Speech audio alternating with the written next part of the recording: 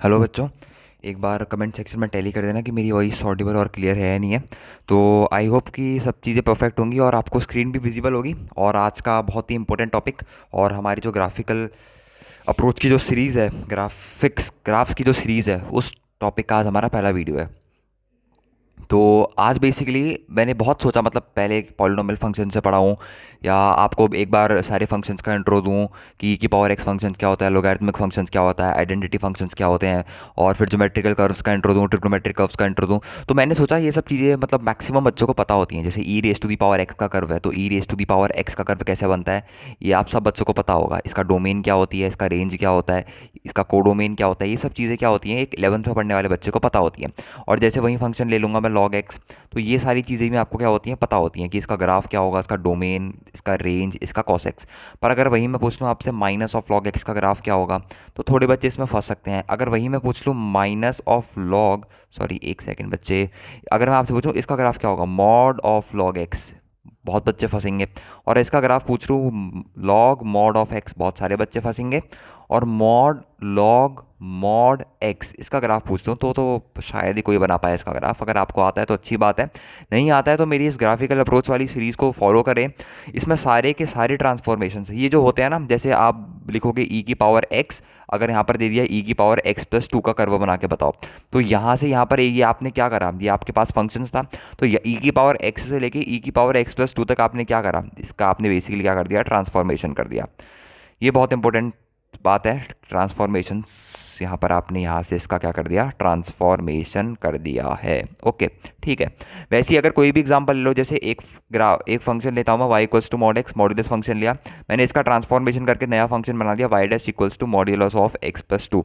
अब ये 2 यूनिट ऊपर शिफ्ट होगा या 2 यूनिट लेफ्ट वर्ड या राइट वर्ड किधर शिफ्ट होगा, तो ये सारी चीज़ें जिसमें हम इन सारी चीज़ों के बारे में स्टडी करते हैं, या फिर ये सारी के सारी चीज़ें जैसे ये वाले ट्रांसफॉर्मेशन हो गए, ये सारे के सारे हम जिस टॉपिक के अंदर पढ़ते हैं वो टॉपिक का नाम होता है अपने पास, क्या नाम होता है बच्चे टॉपिक का, ट्रांसफॉर्मेशंस। और ट्रांसफॉर्मेशंस पढ़ने से पहले आपको किसी भी कर्व के कर्वेचर के बारे में आइडिया होना चाहिए। जैसे मैं आपसे बोलूँ एक क्यूबिक ट्रांसफॉर्मेशंस मैं आपको दिखाने की कोशिश करता हूँ।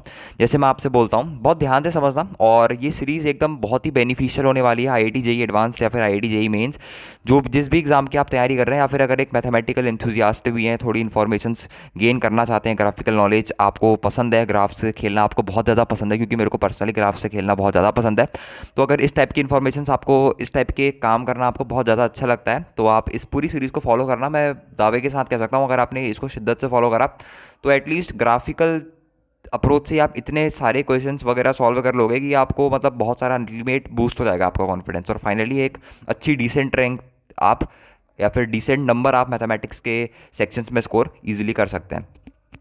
तो ट्रांसफॉर्मेशंस की मैं बात कर रहा था, और बेसिकली हाँ मैं बात कर रहा था कि कर्वेचर पढ़ना क्यों जरूरी है। तो जब मैं कर्वेचर की बात करता हूँ, अभी पढ़ा नहीं रहा हूँ, अभी बेसिकली बता रहा हूँ आपको, और वैसे भी आज का वीडियो थोड़ा सा लेंदी होने वाला है, तो जितनी जल्दी मैं हो सके मैं इसको कोशिश करूँगा कि 1 घंटे से कम ही हो, जहाँ तक मेरी कोशिश है, क्योंकि इतने बड़े बड़े लेक्चर्स कैसे देखेंगे आप। बट अल्टीमेटली ग्राफ सीखना एक बहुत फन वाली चीज़ है, तो अल्टीमेटली इसको सीखने की कोशिश ही करना। कर्वेचर्स की मैंने बात करी कि कर्वेचर्स के साथ क्यों जोड़ा मेरे ट्रांसफॉर्मेशन को, कर्वेचर्स एंड ट्रांसफॉर्मेशन लिखा है हमने, मेरी आज की क्लास का टॉपिक कर्वेचर एंड ट्रांसफॉर्मेशंस क्यों लिखा मैंने, कर्वेचर क्यों लाया, मैं सीधे आपको ट्रांसफॉर्मेशन ही पढ़ा देता, कर्वेचर चलाने की इसमें क्या जरूरत थी। क्योंकि देखो, जैसे मैं आपको एक एग्जांपल देता हूँ, for example I am giving you an example. मैंने आपसे बोला कि एक क्वाड्रेटिक है, कोई भी क्वाड्रेटिक ले लेते हैं, जनरल क्वाड्रेटिक ले लेते हैं, x-1 इंटू x-2, या फिर कोई भी क्वाड्रेटिक है x² माइनस का 3x, ये कितना आ जाएगा, x² माइनस का 2x माइनस का 3x प्लस का 2। ये मेरे पास ये क्वाड्रेटिक आ गई। अब मैं इससे पूछूं कि इस क्वाड्रेटिक इक्वेशन का मेरे को ग्राफ बना के बताओ, देखो इस क्वाड्रेटिक इक्वेशन का मेरे को ग्राफ बना के बताओ, तो कई बच्चे बोलेंगे कि यहाँ पर अपने पास 2 पॉइंट्स थे, एक पॉइंट अपने पास था 1 और एक पॉइंट अपने पास था 2, तो ये 2 पॉइंट को क्रॉस करेगा, ये पॉइंट 1 को क्रॉस करा, ये पॉइंट 2 को क्रॉस करा, ऐसे कुछ अपने पास इसका क्या बन जाएगा, ग्राफ बन जाएगा।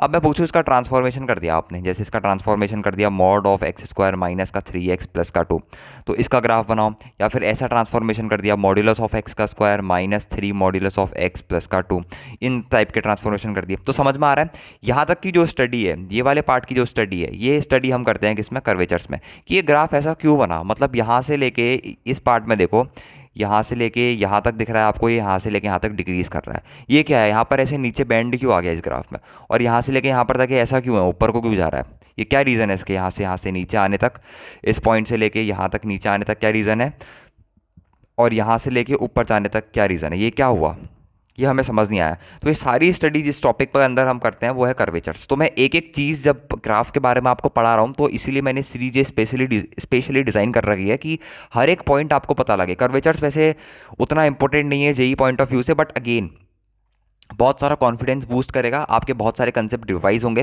प्री रिक्विजिट इसके लिए बता दूं, maxima, minima, strictly increasing, strictly decreasing, wavy curves, inequality क्या होती हैं, वो सारी चीज़ें की इन्फॉर्मेशन आपको थोड़ी बहुत होनी चाहिए। जिसको इंटीग्रेशन या फिर डिफरेंशिएशंस में दिक्कत आती है, नीचे वन शॉट मैंने दोनों के पोस्ट कर दिए हैं, आप डिस्क्रिप्शन बॉक्स में जब आप जाएंगे तो वहाँ पर वन शॉट लिखे होंगे डिफरेंशिएशन के, मैंने ही बना रखे हैं, स्पेशली डिज़ाइन है, बिल्कुल आपको बेसिक डिफरेंशिएशन, चेन रूल वगैरह उसमें सारा क्लियर आउट है। वो सारी चीज़ें आपको एक बार देख लेनी है, गो थ्रू कर लेना है, 1 घंटे का वन शॉट है, सारी चीज़ें आप डिफरेंशिएशन बेसिक से लेके पूरे अच्छे लेवल तक सीख जाओगे, आपके फिजिक्स में भी अल्टीमेटली वो काम ही आता है।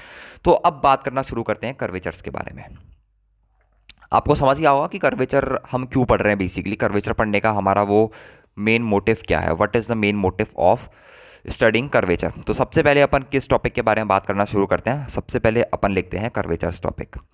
तो हेडिंग डाल लो, एक एक पॉइंट समझ में आएगा। मैं दावे से कहता हूँ अगर आपने वीडियो को अच्छे से फॉलो करा है तो literally one one each point, हर एक पॉइंट आपको समझ में आएगा, हर एक पॉइंट आपको समझ में आएगा। और अगर आपने वीडियो को अच्छे से फॉलो करा है ना तो आपको सच बता रहा हूँ हर एक पॉइंट आपको अच्छे से समझने वाला है, समझ में आने वाला है। और इस टाइप का कंटेंट अगर कहीं मिल जाए, मैं अपने कंटेंट की बड़ा वो नहीं कर रहा हूँ, बड़प्पन नहीं कर रहा हूँ, ठीक है, मैं बस ये बोल रहा हूँ कि इस टाइप का कंटेंट आपको कहीं मिल जाए, इस टाइप की ग्राफिकल सीरीज़ आपको कहीं मिल जाए तो मुझे भी उस चैनल का नाम बता देना कि जो इस टाइप की ग्राफिकल सीरीज़ या फिर इस टाइप का कंटेंट या फिर कोई भी कोचिंग अगर इस टाइप का कंटेंट अगर पढ़ा रही होगी तो मेरे को नाम बता देना।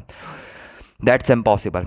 लेट्स स्टडी कर्वेचर, फोकस करते हैं कर्वेचर पर। देखो कर्वेचर क्या होता है ना, बेसिकली कर्वेचर होता है कोई भी कर्व या फिर कोई भी ग्राफ आपको दे रखा है, वो किसी किसी पॉइंट पे जाके बेंड करता है, उस पॉइंट्स को हम बोलते हैं कर्वेचर्स। वहाँ पर क्या है, उस कर्व का कर्वेचर मिल रहा है अपन को, मतलब एक तरीके से बेंडिंग ऑफ कर्व आप कह सकते हो। अलग अलग पॉइंट्स पे, ऐसी नहीं, ऐसी बात नहीं है कि सिंपल किसी एक पॉइंट पे, स्पेसिफिक एक पॉइंट पे आके बेंड करेगा, अलग अलग पॉइंट हो सकते हैं।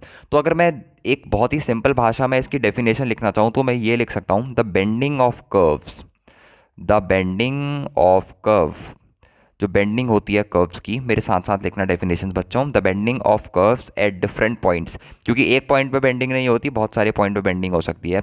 The bending of curves at different point, at different points, at different points is known as curvature. बहुत ही बेसिक डेफिनेशंस, मतलब किसी भी किताब में कहीं भी देख लोगे ये डेफिनेशन मिलेगी, इज नोन एज कर्वेचर। इसे अपन क्या बोलते हैं, कर्वेचर।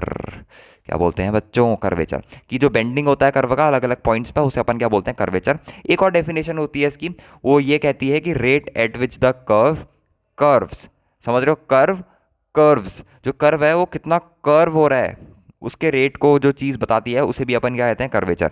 तो अगर एक और डेफिनेशन लिखना चाहो बिल्कुल लिख सकते हो, rate at which the curve, बहुत ध्यान से देखना यहाँ पर थोड़ा बोलने में दिक्कत हो रही है, the curve curves, the curve, उस जो कर्व है वो किस रेट से आपके पास कर्व ले रहा है, किस रेट से घूम रहा है, तो उसी रेट को अपन क्या बोलते हैं अपने पास, कर्वेचर बोलते हैं। या फिर ये डेफिनेशन भी हो सकती है, the bending of curve at different points, अलग अलग पॉइंट्स पे, सिंपल एक पॉइंट किसी स्पेसिफिक पॉइंट पे नहीं, बेसिकली अलग अलग पॉइंट पे जो अपने पास कर्व है वो बेंड करता है, तो उसी अलग अलग डिफरेंट पॉइंट्स को अपन क्या बोलते हैं, यहाँ पर बेंडिंग हो रही है, उन्हें अपन बोलते हैं कर्वेचर्स। तो जैसे एक सिंपल एग्जाम्पल लूँ कर्वेचर में, आपको बताना चाहता हूँ कि कर्वेचर की स्टडी के लिए अपन को dy by D X, D two Y by D X, dx2 ये सब पढ़ना क्यों ज़रूरी है। तो ये जो अभी मैं छोटी सी आपको बिल्कुल दुनिया से बाहर की चीज़ें बताऊंगा, इस चीज़ को आप पढ़ भी सकते हो, या फिर अगर नहीं पढ़ रहे हो तो बेसिकली इस चीज़ को एटलीस्ट एक बार देख लो ताकि आपको सब कुछ समझ में आ जाए।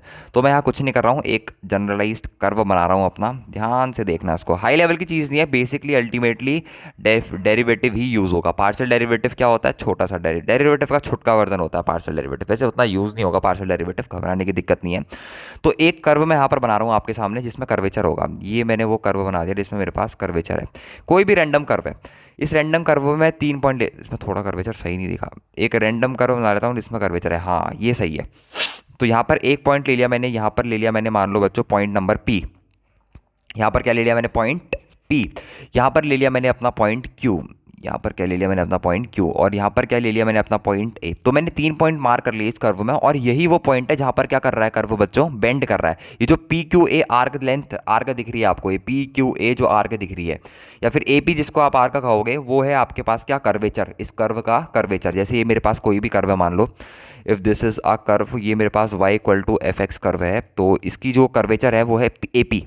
ए पी इज़ द कर्वेचर, मतलब ए पी की कुछ आर्क लेंथ होगी, वैसे ए क्यू की भी कुछ आर्क लेंथ होगी, और पी क्यू की भी कुछ आर्क लेंथ होने वाली है।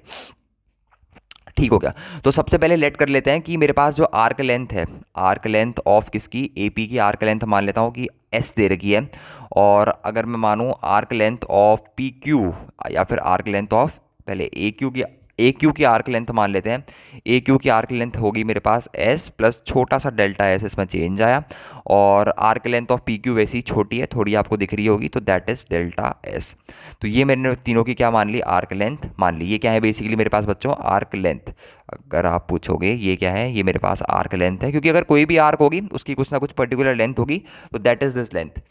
अब देखो, अगर P पॉइंट पर बात करूँ, ये जो P पॉइंट पर अगर मैं टेंजेंट डालूँ, तो P पॉइंट पर टेंजेंट डालने के बाद ये कितना एंगल बना रहा है, मान लो ये एंगल बना रहा है मेरे पास साई। Q पॉइंट पर टेंजेंट डालता हूँ, तो Q पॉइंट पर टेंजेंट डालने में ये कितना एंगल बना रहा है, Q पॉइंट पर टेंजेंट डालने में ये एंगल बना रहा है, मान लो आपके पास psi plus delta psi. Delta क्या है सर, ये देखो डेल्टा जो है वो बहुत छोटी क्वांटिटी होती है, मतलब छोटा सा चेंज आया, यहाँ पर साई बना रहा था, यहाँ पर साई प्लस डेल्टा साई है, इसलिए क्योंकि छोटा सा चेंज आया एंगल में, और थोड़ा सा एंगल अपने पास क्या हुआ, बढ़ गया। और जो जितना एंगल बढ़ा बेसिकली आपके पास, जितना एंगल बढ़ा, that is the total curvature of arc P Q. ये जो अपने पास एंगल का इंक्रीमेंट हो रखा है, यहाँ पे पेन चेंज कर लेते हैं, ये जो अपने पास एंगल का इंक्रीमेंट हो रखा है डेल्टा क्यू, ये डेल्टा साई अपने पास क्या होने वाला है, that is a total curvature of arc P Q. क्योंकि पी पॉइंट पे साई एंगल बना रहा था, पी पे अगर अपने टेंजेंट डाली तो टेंजेंट साई एंगल बना रही थी, किसके साथ, एक्स एक्सिस के साथ। This is basically what is, this is my X axis and this is my Y axis. तो जब मैंने पी पॉइंट पर टेंजेंट डाली, ये मेरे पास पॉइंट पी है, तो पी पॉइंट पर टेंजेंट डालने पर साई एंगल बन रहा था, और क्यू पॉइंट पर टेंजेंट डाली तो क्यू पॉइंट पर टेंजेंट डालने के बाद कितनी एंगल बना रही है, एक्स एक्सिस के साथ, साई प्लस डेल्टा साई। तो अगर मैं आपसे पूछूं कि टोटल कर्वेचर कितना है, एंगल में चेंज कितना है आपके पास, बेंड कितना हुआ कर्व पी से क्यू पे आने पे, वही तो होता है कर्वेचर। तो टोटल कर्वेचर कितना हुआ आर्क पी क्यू का, total curvature of arc P Q, total curvature अगर मैं आपसे पूछूं, total curvature of arc P Q, ये जो आर्क पी क्यू है इसका टोटल कर्वेचर कितना है बच्चों, अगर मैं आपसे ये पूछूं, तो आप सीधे सीधे कहोगे कि वो टोटल कर्वेचर है मेरे पास delta psi. This is the total curvature of arc P Q. अब मैं आपसे पूछता हूं कि एवरेज कर्वेचर बताओ, ये तो टोटल कर्वेचर हो गया आर्क पी क्यू का।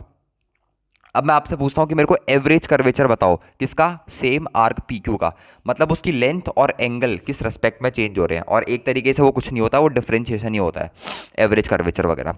अगर मैं आपसे पूछूं कि एवरेज कर्वेचर बताओ मेरे को, एवरेज कर्वेचर बताओ किसका, average curvature of arc P Q, of arc P Q, तो क्या उस एवरेज कर्वेचर को मैं ऐसा लिख सकता हूँ, delta S divided by delta Sai, क्या इसको मैं ऐसा लिख सकता हूँ, बिल्कुल लिख सकते हो सर। अगर मैं लिमिट लगा दूं डेल्टा में, अगर मैं लिमिट लगा दूं डेल्टा टेंडिंग टू जीरो, क्योंकि डेल्टा पहली बात हो चुकी है एक बहुत छोटी सी क्वांटिटी है, limit delta tending to zero delta S divided by delta psi, और ये स्टैंडर्ड डेफिनेशन होती है डिफरेंशिएशन की, मतलब D S divided by D psi. तो ये हो गया मेरे पास, मतलब यहाँ से एक चीज़ तो पता लगी, अगर हमें किसी भी आर्क का कर्वेचर निकालना है, या फिर मतलब किसी भी आर्क का कर्वेचर अपन को फाइंड आउट करना है, तो अपन को किस चीज़ की जरूरत पड़ेगी, D S by D psi, मतलब डिफरेंशिएशन की अपन को क्या पड़ सकती है, जरूरत पड़ सकती है, अगर अपन को किसी भी आर्क का कर्वेचर निकालना है। या फिर अपन को इस चीज़ की भी जरूरत पड़ सकती है, D two Y divided by D x two, या फिर किसकी जरूरत पड़ सकती है अपने को, D S divided by D psi, मतलब सेकंड डेरिवेटिव और फर्स्ट डेरिवेटिव, इन दोनों चीज़ों की जरूरत तो क्या पड़ सकती है अपन को, बिल्कुल पड़ सकती है। और ये जो आर्क पी ए जो है, यहीं पर अपन की क्या हो रही है, बेंडिंग अकर, इसे अपन क्या बोलते हैं, कर्वेचर, क्या बोलते हैं बच्चों, कर्वेचर। जो ए पी आर्क दिख रही है जिसकी लेंथ अपन ने एस मानी है, इसी को अपन क्या बोलते हैं बच्चों, कर्वेचर। ठीक हो गया। तो कर्वेचर में सर आपने ये इतना क्यों पढ़ा है, मैंने बेसिकली इतना बताया, इसलिए बताया कि ताकि आपको पता लग सके कि कर्वेचर जब आप पढ़ने जा रहे हो, when you are going to read curvature, तो कर्वेचर पढ़ने के लिए आपको क्या क्या चाहिए? कर्वेचर पढ़ने के लिए सबसे पहली चीज़ जो आपको चाहिए वो चाहिए आपको डिफरेंशिएशन आना चाहिए। D y by D x करना आना चाहिए किसी भी फंक्शन का, d two Y by D x two भी करना आना चाहिए किसी भी फंक्शन का। तो ये बेसिक डेफिनेशन थी कर्वेचर की, और यहाँ पर से आपको थोड़ा बहुत कर्वेचर समझ भी आ गया होगा कि कर्वेचर कैसे निकाल सकते हैं अपन, डिफरेंशिएट वगैरह करके कर्वेचर निकाल सकते हैं। ठीक हो गया। अब थोड़ा आगे बढ़ते हैं। अब क्या पढ़ते हैं? ये कर्वेचर वगैरह के बारे में पढ़ते हैं।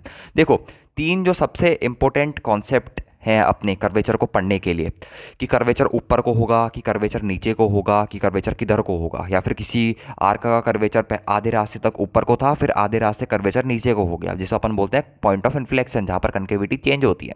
तो तीन जो सबसे इंपॉर्टेंट यूनिट्स हैं कर्वेचर पढ़ने की, वो तीन सबसे इंपॉर्टेंट पार्ट्स हैं, वो है एक कनकेविटी, एक convexivity and point of inflection. These are the major unit of curvature. Curvature इन तीनों से मिलकर बना हुआ होता है। मतलब इन तीनों की नॉलेज अगर अपन को है तो अपन उस ग्राफ का कर्वेचर बता सकते हैं कि कहाँ पर उस ग्राफ में बेंडिंग हो रही होगी और किस तरीके से हो रही होगी। तो क्या, तो तीन पॉइंट्स के तीन क्या क्या मैंने नाम बोले अपने पास, इस नामों को अब धीरे धीरे पढ़ना शुरू करते हैं।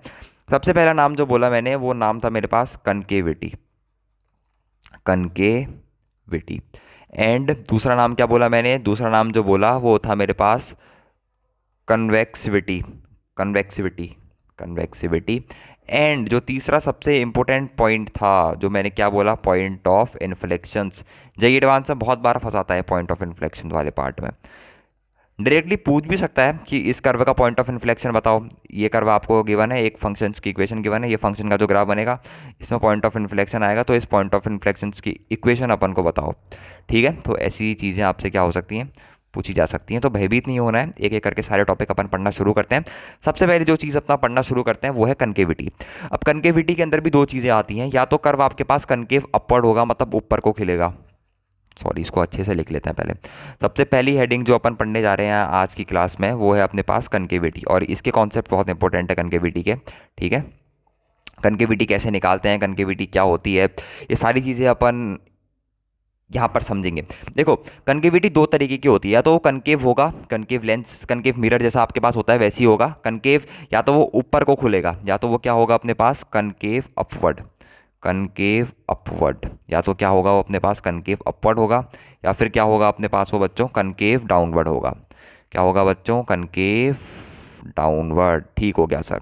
वैसे कन्वेक्स या तो कन्वेक्स अपवर्ड होगा, या फिर अपने पास क्या होगा? वो कन्वेक्स डाउनवर्ड होगा। तो सबसे पहले अपन टॉपिक जो पढ़ना शुरू कर रहे हैं वो है अपने पास कौन सा टॉपिक? कनकेव अपवर्ड वाला टॉपिक।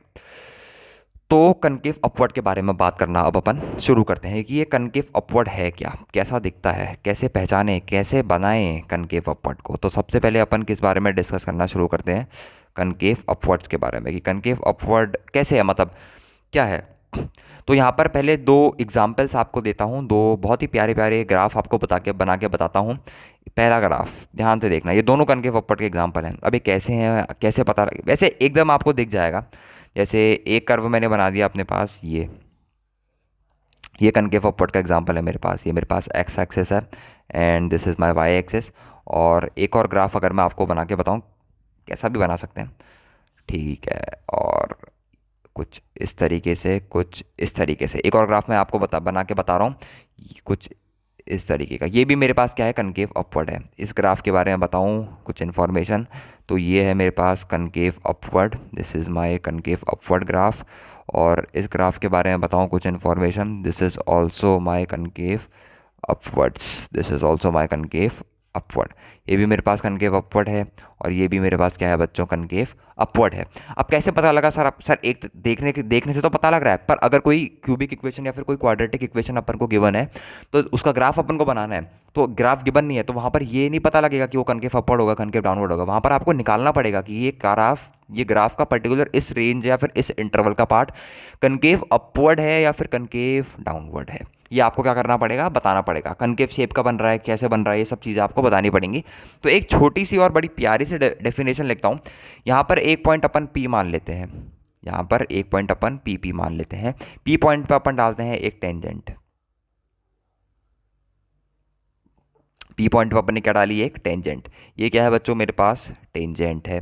ठीक हो गया सर। ओके, पी पॉइंट पे टेंजेंट डाली और सेम ये काम अपन ने यहाँ पर भी करा। यहाँ पर भी अपन ने क्या डाली, पी पॉइंट पे बच्चों टेंजेंट डाली। ये क्या है अपने पास, लिख लो, बाद में भूल जाओगे। ये क्या है अपने पास, टेंजेंट है। देखो एक डेफिनेशन बोल रहा हूँ, अगर P, if the neighbourhood of a point P, P point का जो नेबरहुड है, पी पॉइंट कहाँ था, कर्व पर था।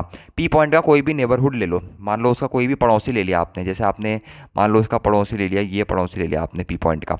If the neighbourhood of a point P on a curve, ये जो नेबरहुड है कर्व पे ही होना चाहिए, अगर ये टेंजेंट के ऊपर लाई करता है, जो कि अभी कर रहा है, ये अपने पास टेंजेंट है और ये जो नेबरहुड है, इस पॉइंट को अपन बोलते हैं नेबरहुड, NEIGH, पद्मास होते हैं neighbourhood.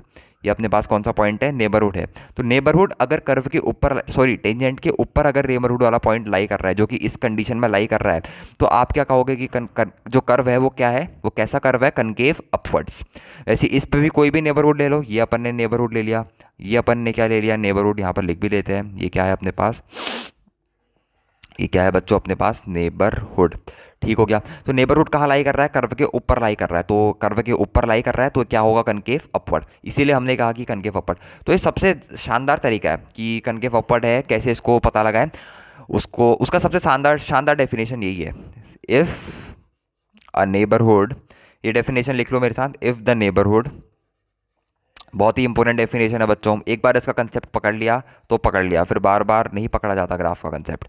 If the neighbourhood of a point P, P point का नेबरहुड बोल रहा है वो, if the neighbourhood of a point P on a curve is above the tangent, on on a curve, curve पे होगा ना, on a curve is above the tangent, is above the tangent, is above the tangent at P, is above the tangent at P, it is said to be concave upward। उसे अपन क्या बोलते हैं, it is said to be concave upward, it is said to be concave upwards, concave upward, इसे अपन क्या बोलते हैं बच्चों, कनकेव अपवर्ड बोलना शुरू करते हैं। अब अगर कोई पूछे मैथमेटिकली निकाल के बताओ, आपको एक फंक्शन गिवन है, इस इंटरवल में बताओ कि वो कनकेव अपवर्ड होगा, कनकेव डाउनवर्ड होगा, वो चीज़ कैसे करेंगे अपन सर, मैथमेटिकली मैं हूँ ना बताने के लिए। मैथमेटिकली अगर आपको बताना है कोई भी ग्राफ अपने पास कनकेव अपवर्ड है या कनकेव डाउनवर्ड है, तो उसको कुछ इस तरीके से बताते हैं।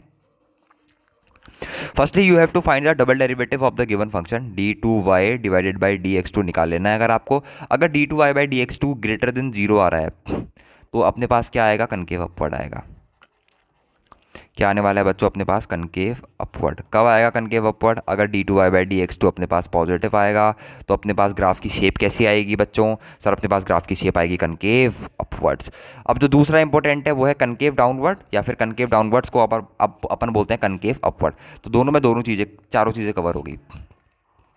अब जो बी पार्ट अपन को पढ़ना है, बी पार्ट में अपन बेसिकली डिस्कस करने वाले हैं कन्वेक्स अपवर्ड, कन्वेक्स अपवर्ड या फिर कन्वेक्स अपवर्ड भी बोल सकते हैं इसको। दूसरे तरीके से आप क्या बोल सकते हो, concave downwards, convex upward and concave, इसको अपन क्या बोल सकते हैं, कनकेव डाउनवर्ड भी बोल सकते हैं।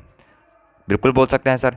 इसको कैसे समझाऊंगा, इसको आपको ग्राफ की मदद से समझाऊंगा। यहाँ पर एक ग्राफ बनाता हूँ, दो ग्राफ बनाता हूँ आपके सामने, इसको मैं ग्राफ की मदद से आपको समझाऊंगा कि ये ग्राफ कनकेव डाउनवर्ड है तो क्यों है, या फिर कनकेव अपवर्ड है तो क्यों है। बिल्कुल समझ में आएगा आपको, वही पॉइंट पी वाला कॉन्सेप्ट, बिल्कुल पॉइंट पी वाला कॉन्सेप्ट अगर आपके साथ है तो कठिनाइयाँ नहीं आएंगी ज़िंदगी में।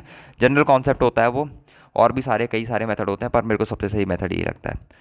तो यहाँ पर अपने पास जो कर्व है वो कुछ, यार ये देखो अब कर्व नहीं बन रहा है, सॉरी, ये अपने पास मान लो ये कर्व बन गया अपने पास, ये अपने पास कर्व बन के आ गया। अब इस पे ये पॉइंट अपने पे ले लिया पी, पी पॉइंट पे अपन ने क्या डाल दी, एक टेंजेंट जैसी डाल दी, ये डाल दी मैंने अपने पॉइंट पे पी।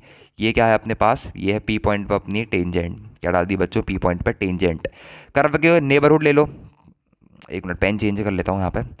कर्व का नेबरहुड ले लिया, ये लो सर एक पॉइंट ले लिया, ये पॉइंट क्या है बच्चों, एक नेबरहुड आपको यहाँ पर भी ले लेना है। ये अपन का पड़ोसी है, पड़ोसी कहाँ लाई कर रहा है, टेंजेंट के नीचे लाई कर रहा है ना, टेंजेंट के नीचे लाई कर रहा है पड़ोसी। अगर टेंजेंट के नीचे लाई कर रहा है तो ये वाले ग्राफ होते हैं कनकेव डाउनवर्ड्स, कनकेव डाउनवर्ड्स, या फिर कन्वेक्स अपवर्ड। और कनकेव अपवर्ड में क्या था, जो नेबरहुड था वो टेंजेंट के ऊपर लाई कर रहा था, मतलब ग्राफ ऊपर बन रहा था। इसका बिल्कुल ठीक उल्टा ग्राफ वहाँ पर बन रहा था। तो ये चीज़ें थोड़ी गौर करने वाली हैं। और एक और एग्जांपल जैसे मैं आपको दूं, मतलब यहाँ पर वही होगी डेफिनेशन, समझ रहे हो ना। डेफिनेशन यहाँ पर क्या होगी, डेफिनेशन बिल्कुल सेम वही रहेगी, बस यहाँ पर आ जाएगा if the curve is below the tangent at P. अगर टेंजेंट एट पी के बिलो है, कर्व नीचे है, तो हम उसे क्या कहते हैं, कन्वेक्स अपवर्ड या फिर कनकेव डाउनवर्ड। कन्वेक्स अपवर्ड या फिर कनकेव डाउनवर्ड। जैसे एक और एग्जांपल दूं आपको, कुछ इस तरीके का कर्व अपन ले लेते हैं और ये पॉइंट हो गया अपने पास पी। पॉइंट पी पे अपन क्या मान लेते हैं, एक टेंजेंट डाल लेते हैं। ये अपन की पॉइंट पी पे ये क्या है बेसिकली बच्चों, अपने पास ये है सर अपने पास टेंजेंट सॉरी। तो पी पॉइंट पे टेंजेंट डाली तो कर्व कहाँ लाई कर रहा है, कर्व टेंजेंट के नीचे लाई कर रहा है। या फिर कोई भी नेबरहुड पॉइंट ले लो, नेबरहुड पॉइंट कहाँ पर लाई कर रहा है, टेंजेंट के नीचे लाई कर रहा है। तो ये भी क्या होगा अपने पास बच्चों, ये भी होगा अपने पास कनकेव डाउनवर्ड। अगर इसकी डेफिनेशन लिखनी है, इसकी भी डेफिनेशन अपन लिख लेते हैं, because I am also interested in giving you proper notes. आपके पास प्रॉपर नोट्स होने चाहिए, बिल्कुल प्रॉपर सीरीज की तरह होगी है। इसमें डेफिनेशन क्या होगी, if the curve is below at below, if the curve is below the tangent at P, अगर नीचे है कर्व टेंजेंट एट पी के, तो उसको हम कहते हैं कन्वेक्स अपवर्ड या फिर concave downward. If the curve is below, curve क्या है, नीचे है। If the curve is below the tangent at P, if the curve is below the tangent at P, tangent at P जो है उससे curve नीचे लाई कर रहा है, tangent at P, it is said to be convex upward. इसे अपन क्या बोलते हैं, it is said to be, it is said to be convex, इसे अपन क्या बोलते हैं, कन्वेक्स अपवर्ड, या फिर अपन इसे क्या बोलते हैं, और कनकेव डाउनवर्ड। ये थोड़ी इंपॉर्टेंट चीज़ है, कनकेव डाउनवर्ड्स। ठीक हो गया सर, बिल्कुल मज़ा आ गया।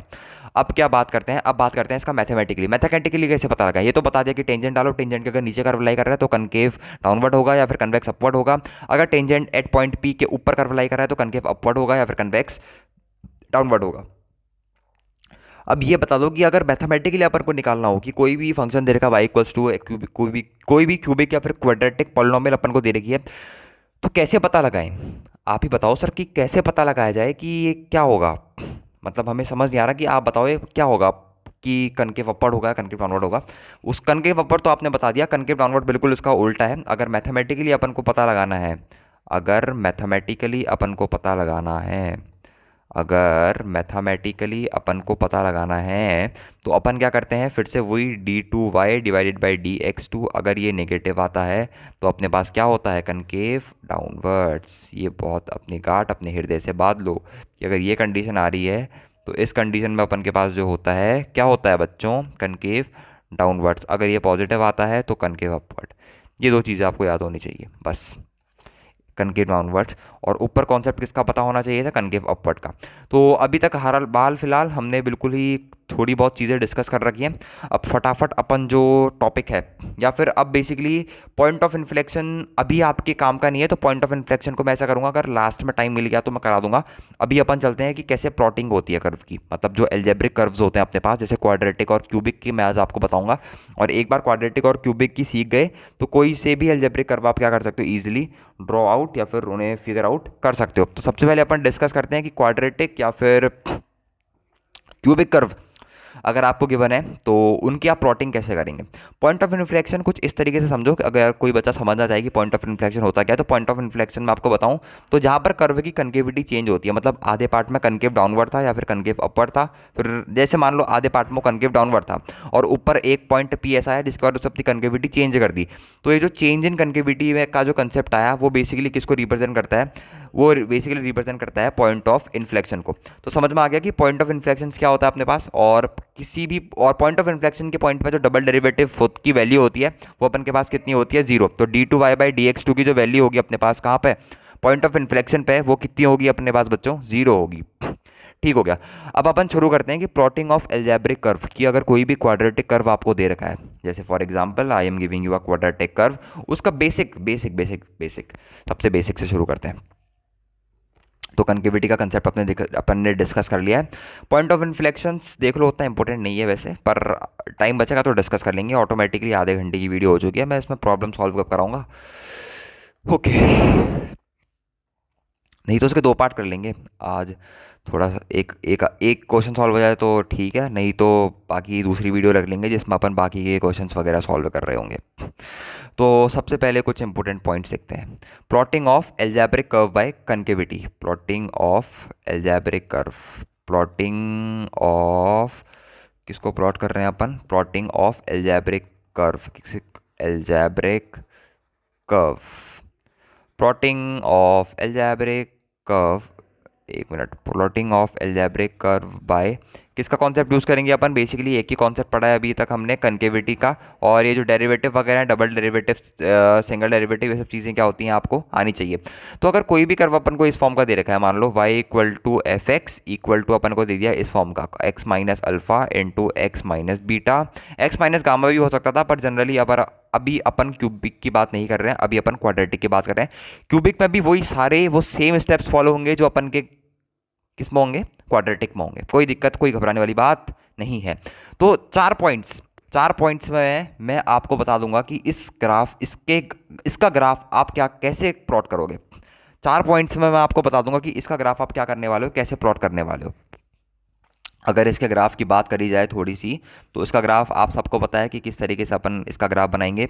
इसका ग्राफ बनता है अपने पास कुछ इस तरीके से, ये बनेगा कुछ इस तरीके से। इसका ग्राफ इसी तरीके से बनेगा। ये पॉइंट हो जाएगा अपने पास अल्फ़ा, ये पॉइंट हो जाएगा अपने पास बीटा। यहाँ पर क्या हो रहा है, ये ग्राफ नीचे डिप कर रहा है, मिनिमम वैल्यू मिल रही है अपन इस पॉइंट पर अपन को इस ग्राफ की। और अगर यहाँ पर बात करी जाए कि अगर ये वाले इंटरवल की मैं बात करूँ, यहाँ पर क्या करते हैं अपन, बेसिकली एक लाइन खींच लेते हैं।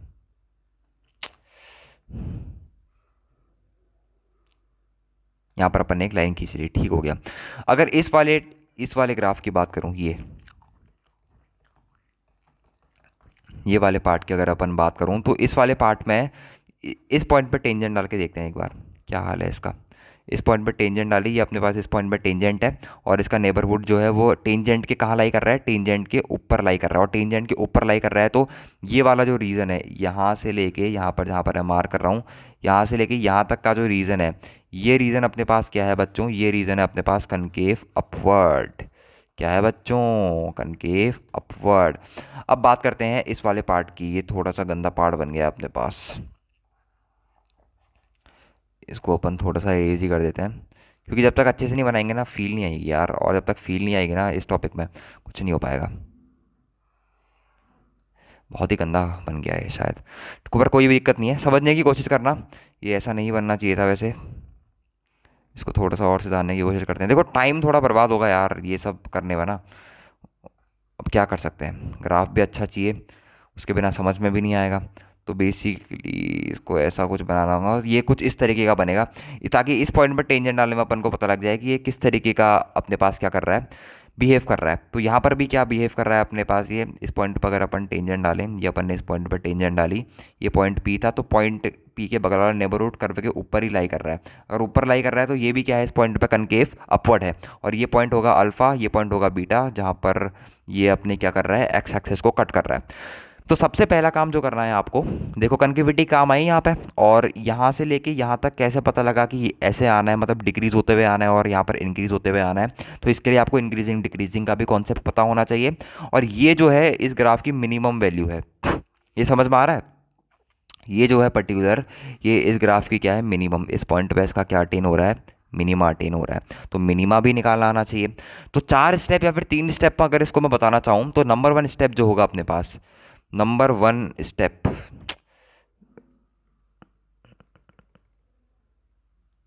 एक मिनट, नंबर 1 स्टेप जो होगा वो अपने पास ये होगा। सबसे पहले आपको क्या करना है, point of intersection find out करने हैं। क्या फाइंड आउट करने हैं बच्चों? Point of intersection. ये सारी चीज़ें नोट डाउन कर रहे होगे, मेरे को बिल्कुल यकीन है आपके ऊपर। सबसे पहले अपन को क्या फाइंड आउट करना है, पॉइंट ऑफ इंटरसेक्शन कहाँ पे है, on x axis. X axis में अपन को point of intersection find out करने हैं, यानी कि जहाँ पर अपने पास वाई क्या होता है, 0 होता है।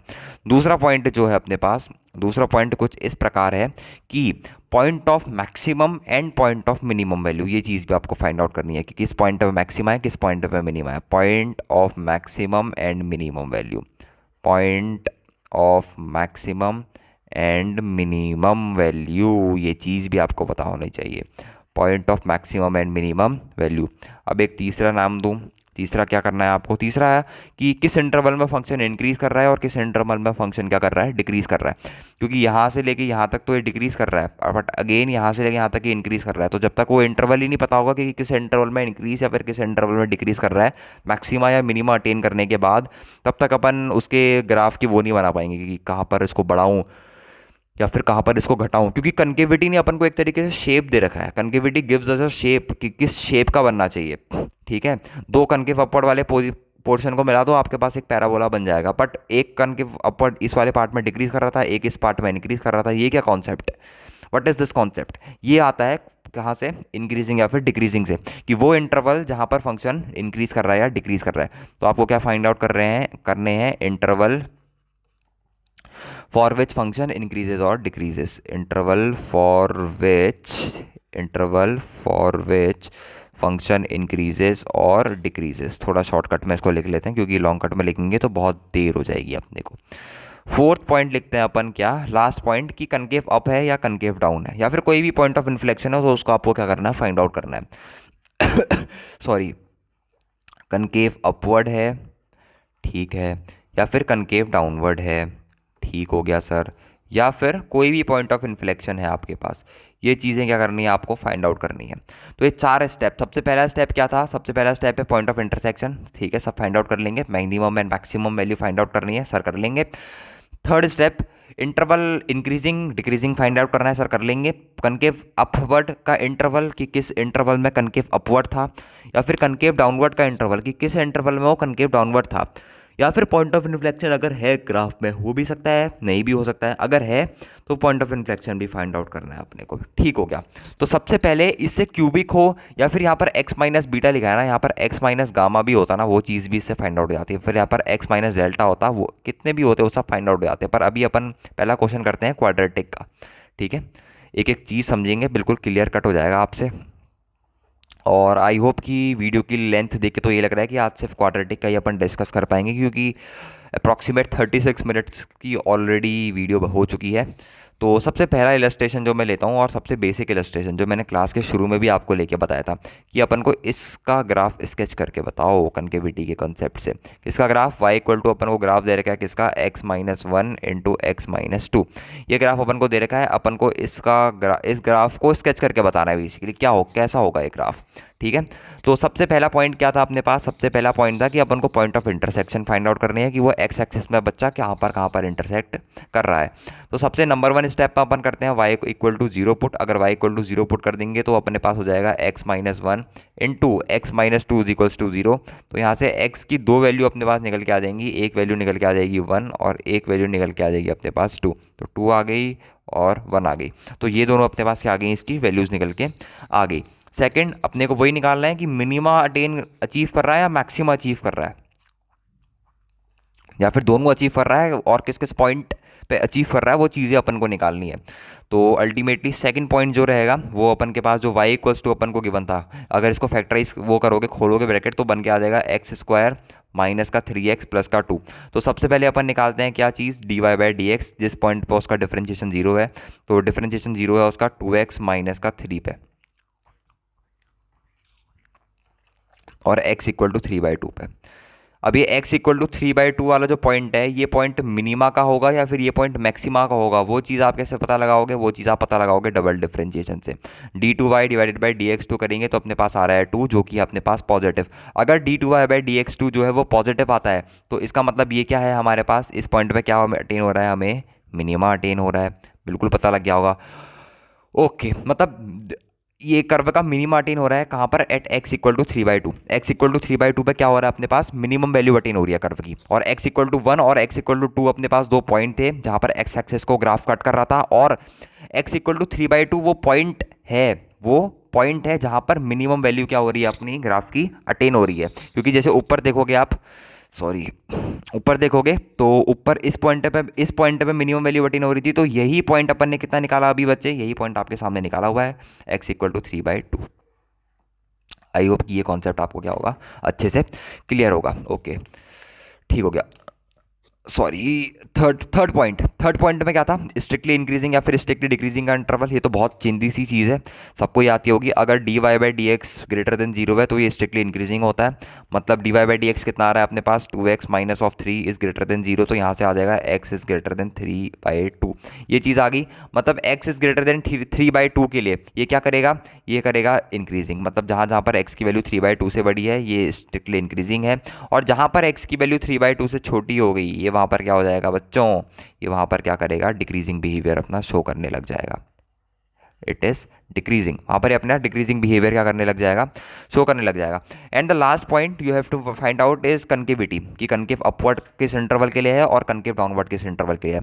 तो कनकेविटी आप कैसे फाइंड आउट करते थे, तो देखो बिल्कुल बेसिक स्टेप है, आपको d2y/dx2 निकालना है, जो कि अपने पास कितना निकल के आ रहा है, d2y/dx2 2 निकल के कितना निकल के आ रहा है, d2y/dx2, एक मिनट।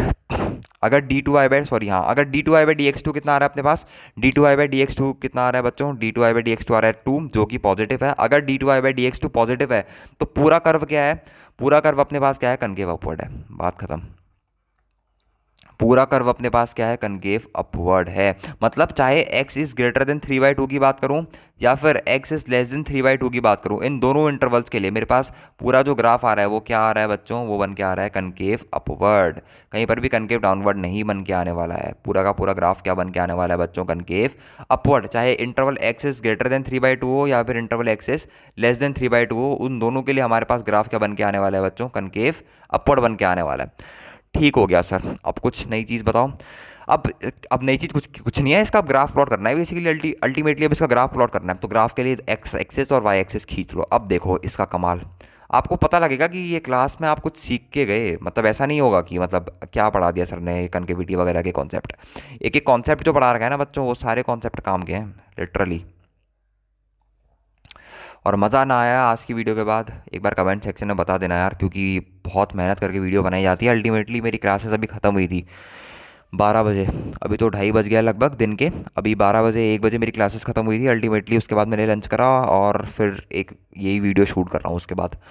ठीक है, तो थोड़ी सी मेहनत तो लगती है यार दोनों एंड से, एक बार मेहनत कर लो तो सक्सेसफुल बनने के चांसेस ज़्यादा हैं। तो आपके लिए भी है ये बात, सबके लिए है कि एक बार जब मेहनत करने का टाइम है, you have to do hard work, and after that बैठ के खाने वाली चीज़ें हैं। ठीक हो गया, तो अब इस ग्राफ की बात करते हैं, ये ग्राफ कैसे बनेगा। तो 2 पॉइंट अपन यहाँ पर मार्क कर लेते हैं एक्स एक्सेस में। एक पॉइंट है मेरे पास 0.1, एक पॉइंट है मेरे पास पॉइंट नंबर 2, और एक पॉइंट है मेरे पास यहाँ पर कितना है, 3/2। 3/2 या फिर इसको 1.5 भी लिख सकते हो।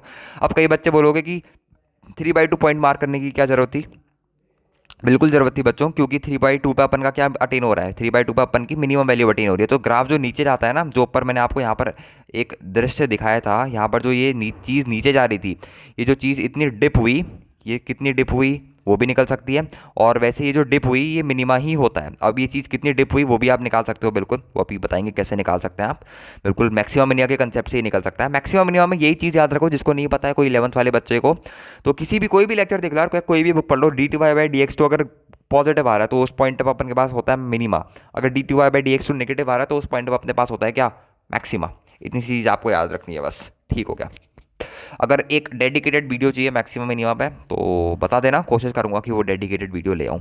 यहाँ पर अपने पास एक पॉइंट है 1, और यहाँ पर अपने पास एक और पॉइंट है जिस पॉइंट को नाम दिया है मैंने 3/2। यहाँ पर एक और पॉइंट है अपने पास जिसको मैंने नाम दिया है 2। तो 1 और 2 के बिल्कुल हाफ में लाई करेगा अपने पास 3/2, जिसकी वैल्यू कितनी होती है अपने पास 1.5। तो सबसे पहले बात करते हैं किस इंटरवल के लिए, 3/2 वाले इंटरवल के लिए बात करते हैं। सर क्या आप अब देखो ये मिनिमा नीचे को कितना जाएगा, ये कितना भी जा सकता है, यहाँ पर भी, यहाँ पर भी, यहाँ पर भी, यहाँ पर भी। तो फैक्चुअल डेटा सारा दिखाएंगे, फैक्चुअली बात करते हैं कि कितना नीचे जाएगा। तो मिनिमम वैल्यू थी x इक्वल टू 3/2।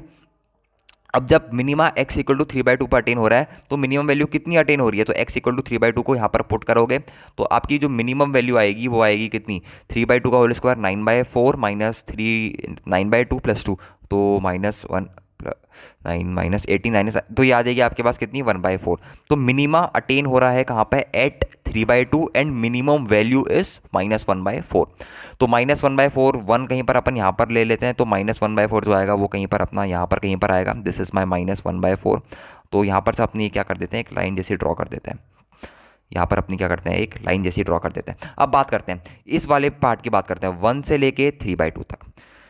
1 से लेके 3/2 तक। देखो कनकेविटी अपनी क्या है, कनकेविटी पूरे इंटरवल में क्या है, 1 से लेके 3/2 या कोई सा भी इंटरवल हो, 1 से लेके 3/2 मतलब 3/2 से छोटा, तो 3/2 से छोटे में कनकेविटी क्या है, कनकेव अपवर्ड है, मतलब कनकेव उसका शेप क्या होगा, ऊपर को खुलेगा, मतलब कुछ इस तरीके का शेप होगा ये, this is my concave upward shape. तो ये शेप आपको यहाँ पर बनाना है। और एक्स इज लेस देन 3/2 के लिए जो फंक्शन है वो क्या है अपने पास, स्ट्रिक्टली डिक्रीजिंग, तो ऊपर से नीचे आते हुए बनेगा। तो आई गेस कि अब आपको पता लग गया होगा कि आपके पास जो पैराबोला बन के आती है एक्चुअल में, वो पैराबोला आपके पास कैसे बन के आती है। ठीक है, बहुत कड़ी मशक्कत करनी पड़ती है तब जाके पैराबोला बन के आती है। तो अगर मैं यहाँ पर देखो, मेरा graph up to the mark ऐसा हो सकता है कि मेरा graph up to the mark ना हो, है ना। ये बन के आ गया मेरा, बिल्कुल परफेक्ट बन के आया। ये मेरे पास क्या है इस इंटरवल में, बेसिकली इस पर्टिकुलर इंटरवल में, अगर इस इंटरवल की बात करूं तो इस इंटरवल में मेरे पास है ये कनकेव अपवर्ड है, कनकेव अप है, और स्ट्रिक्टली मेरे पास क्या है, डिक्रीजिंग है, स्ट्रिक्टली डिक्रीजिंग है, तभी तो नीचे को आ रहा है, ये नीचे को आ रहा है ऐसे ना, तभी तो मेरे पास स्ट्रिक्टली डिक्रीजिंग है और क्या है, कनकेव अपवर्ड है। अब इसके बाद बात करता हूँ 3/2 से 2 तक। 3/2 से 2 तक क्या हाल है, मतलब 3/2 से 2 तक है मेरे पास एक्स इज ग्रेटर देन 3/2, और एक्स इज ग्रेटर देन 3/2 के लिए मेरे पास चीज़ें क्या है, स्ट्रिक्टली इंक्रीजिंग है। तो इसके बाद क्या करना है, बिल्कुल स्ट्रिक्टली इंक्रीज कर देना है। और शेप शेप तो अपने पास कनकेव अपवर्ड ही रहने वाला है। क्यों अपवर्ड रहने वाला है सर, क्योंकि d2i/dx2 करके देखोगे तो 2 आएगा जो कि पॉजिटिव है, और ऊपर पढ़ाया था कि कनकेव अपवर्ड मतलब d2i/dx2 इज ग्रेटर देन 0, जो कि कंडीशन होती है कनकेव अपवर्ड की। थोड़ा फास्ट बोलने के लिए सॉरी, बट हाँ थोड़ा फास्ट बोलना पड़ता है। यहाँ पर इसको थोड़ा सा अगर मैं रेज कर दूँ तो ज़्यादा बेहतर बनेगा। यहाँ पर अपन इससे क्या करते हैं बच्चों, थोड़ा सा इतू सा रेस कर देते हैं। इसके बाद अगर मैं इसके बाद वाला ग्राफ आपके सामने ऐसे प्लॉट कर दूं तो क्या आपको कोई दिक्कत होगी? बिल्कुल सर, अपन को कोई दिक्कत नहीं होगी। तो इस ग्राफ जो बना आपका बहुत ही प्यारा ग्राफ बना है, और इस बेसिकली बिल्कुल परफेक्ट ग्राफ बना है। इस इंटरवल की बात करूं तो इस इंटरवल में क्या हो रहा है, इस इंटरवल में है मेरे पास ये इंक्रीजिंग है, इंक्रीजिंग मतलब x की वैल्यू ग्रेटर देन 3/2 के लिए इंक्रीजिंग है। और इस इंटरवल में अपने पास क्या था बच्चों, कनकेव अप था। सेम इस इंटरवल में क्या था अपने पास, इस इंटरवल में था अपने पास डिक्रीजिंग, मतलब x इज लेस देन 3/2 था। और इस इंटरवल में क्या था अपने पास, कनकेव अप, यहाँ पर भी क्या था बच्चों, कनकेव अप। तो अगर किसी भी क्वाड्रेटिक का ग्राफ प्लॉट करना है तो जनरल फॉर्मूला होता है कि ये सब ऐसे झुका हुआ क्यों आया, और ये ऊपर को उठा हुआ क्यों आया, ये नीचे को इतना क्यों आया, कैसे आया। ये सारी चीज़ों का जो कॉन्सेप्ट है वो अल्टीमेटली दो चीज़ों के ऊपर राय करता है, maxima minima, strictly increasing decreasing, और कनकेविटी के ऊपर। बिल्कुल कंसेप्ट इज ऑलमोस्ट क्लियर। तो आज का वीडियो वैसे ही बहुत लॉन्ग हो गया है, तो आज के वीडियो को इतना ही रखना है। इस वीडियो में बेसिकली हमने बहुत सारी चीज़ें डिस्कस करी हैं, तो अच्छे से इन वीडियोस को देखना, इस सीरीज़ को थ्रू आउटली फॉलो करने की कोशिश करना, फॉलो करने की कोशिश करना बच्चे, क्योंकि ये वीडियो आपको ग्राफ के बारे में जो इन्फॉर्मेशन या फिर जो चीज़ें आपको सिखा के चली जाएंगी ना, वो चीज़ें मतलब कोई नहीं सिखा सकता आपको, शायद ही मतलब किसी ने देख लेना। मतलब अगर जेई का कोई कंटेंट में ऐसा पढ़ा दे आपको कि यार ये पैराबोला वगैरह कैसे प्लॉट होते हैं, ये कैसे कनकेव अप कनकेव डाउन का कंसेप्ट कैसे बनता है अपने पास, ऐसी चीज़ें कोई पढ़ा दे तो मेरे को ही बता देना एक बार, मैंने आपसे शुरू में ही कहा था। तो अगर नेक्स्ट क्लास में अपन जो करेंगे इसी का कर्वेचर्स का पार्ट 2 रखेंगे, अभी ट्रांसफॉर्मेशंस के ऊपर नहीं जा रहे होंगे, जहाँ पर मैं आपको बताऊंगा कि क्यूबिक कर्व अपन कैसे प्लॉट करते हैं, क्यूबिक कर्व अपन कैसे प्लॉट करते हैं, क्योंकि सबसे ज़्यादा क्यूबिक कर्व और क्वाड्रेटिक कर्व भी अपने से क्या होते हैं, पूछे जाते हैं। तो क्यूबिक कर्व की प्लॉटिंग अपन अगली क्लास में देखेंगे। तो आई होप कि आपको आज का वीडियो पसंद आया होगा। अगर पसंद आया होगा तो प्लीज़ इसको बहुत प्यार दीजिएगा, अपने प्यारे प्यारे प्यारे प्यारे कमेंट दीजिएगा, तो उससे मेरे को अल्टीमेटली बहुत ज़्यादा मोटिवेशन मिलती है और बहुत ही अच्छे अच्छे वीडियो बनाने के लिए उत्सुक होता हूँ। तो अल्टीमेटली आज की वीडियो में इतना ही रखते हैं, मिलते हैं नेक्स्ट वीडियो में। ओके बाय, थैंक यू तब तक के लिए।